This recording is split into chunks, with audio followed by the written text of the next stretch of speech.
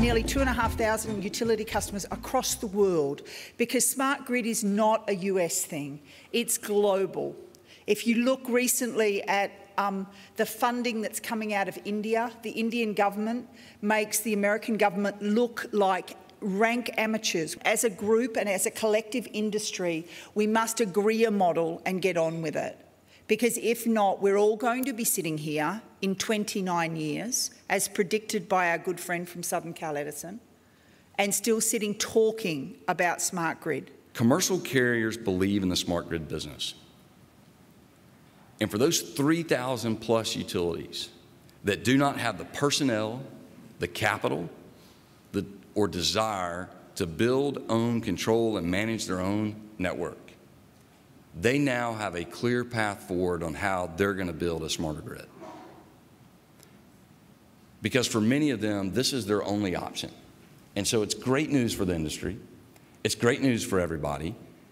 The market is going to change at a faster pace than what we've seen today, and that's what we really want. When you think about our industry, when we put a pole in the ground, you know, we think, unless it's in some pretty adverse conditions, that it should last 70, 80 years. So when you look at the computing end of the business, you know, you buy a computer and by the time you get it to the trunk of your car from the store, it's out of date.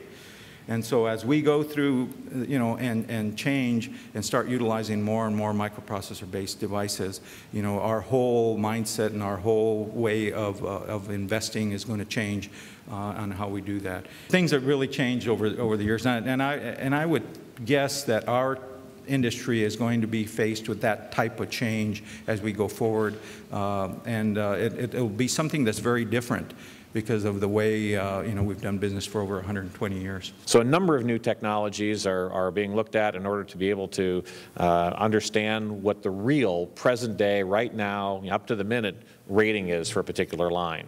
So a number of smart grid technologies are there. Tension monitoring, weather monitoring, sag monitoring, a variety of different mechanisms to understand what the capacity of the line really is. Smart grid isn't just about the end consumer. We have devices in the rest of grid that are equally important in modernizing the grid.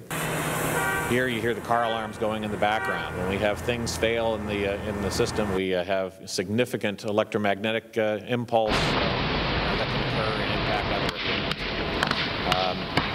When you know, out in the distribution system, you know, we have something like this occurring. Obviously, you know, not too terribly comfortable having that occurring next to your house. But you know, with problems comes opportunity.